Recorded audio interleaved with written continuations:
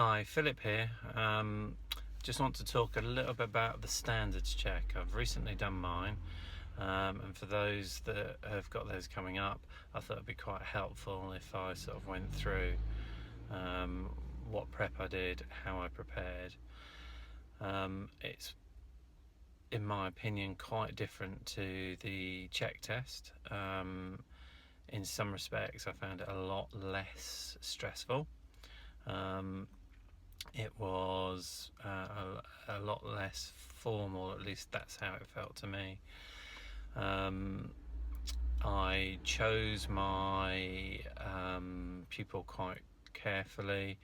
I couldn't quite nail down what it was I wanted to cover, and I used Blaine Walsh's website, drivinginstructor.tv, to help myself prepare, and I found that extremely helpful.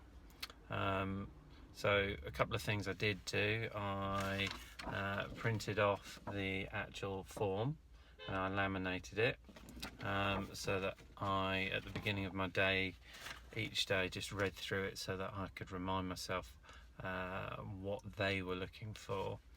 And the biggest thing for me was reminding myself that the examiner is judging you on just the lesson they're seeing, whereas with your pupils, you've told them on the first lesson that you have dual controls and you'd use them if you need to, and you'd tell them if you've done that and you'd talk it through. But the examiner needs you to say it on their lesson so they know that you've said it. One of the other things that I made myself a little form, and I stuck that on my dashboard, and I used that to remind myself during the lessons to follow the new format. Set a goal, assign responsibility, Q&A, and be flexible and review on the go sort of what you're doing. And then, as I say, watching a lot of the training videos off of drivinginstructor.tv helped me sort of put things into order. I wouldn't say we all get complacent during normal teaching, but we do fall into patterns, and we are guilty of not necessarily always focusing on what we should do. And then the other thing that was on Blaine's website that I downloaded was the fault awareness form, and that's a free download whether you're a subscribing member or not. And so that just goes into the regular sort of mirrors, signal, position, speed, gears, clutch, looking, judgment, the what, when, where, why, dangers and how. And again, just there to help you focus on kind of what's going on. And then the last thing that I lifted from Blaine, in fact it was Louise, was she suggested that you come up with a paragraph at the beginning when you're doing your sort of intro, and it covers the whole aspects of what they're looking for. So the paragraph that I tailored, and then I just learnt it and started using it with all of my customers, was OKX. You've been driving really nicely, and today it will be no different. I want you to carry on working on your physical control of the car and your decision making, just as we've been doing over the last few weeks. I'm obviously here to help you.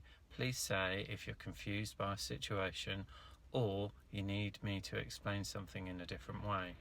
I can step in and help you either physically or verbally if the need arises, and we can talk about that and make the most of the learning opportunity if it happens. So that covered all of the risk management areas, as far as the stuff you're supposed to do before you're on the move. I covered rural roads, and the timing from our test centre here in Portsmouth around I went to Wickham, Titchfield, came back through Fareham, was absolutely spot on. So I did the form, and my outcome was grade A. I lost just 3 marks, and they were all within the teaching and learning strategies. The first one that I lost was the teaching style suited for the pupil's learning style and current ability. And that was because at the beginning in the briefing I said, so as we drive around, I'm going to give you, I'm going to bombard you with lots of questions. Remember that it doesn't have to be a verbal answer, it can be a physical response. However, the examiner felt I should have also said, is that okay? So that's fine. And then the other two kind of are related to the one fault. Was the pupil given appropriate and timely feedback during the session? Where were the pupil's queries followed up and answered? So we were coming back into a built-up area. We had traffic lights coming up, and I was asked by the pupil, what was that sign? And to be honest, I didn't see it. We were approaching traffic lights.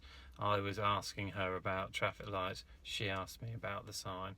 It was a diverted traffic sign. But I'd sort of, rather than get distracted, I sort of said, well, we'll put a pin in that, and we'll talk about it when we get back to the test centre. And by the time we got to the end of the test, I'd forgotten to bring it back up. So that's where I lost those other 2 marks. So I got 48 out of 51, which for me, I was absolutely delighted with. So I hope that kind of feedback on how my standards check went is useful.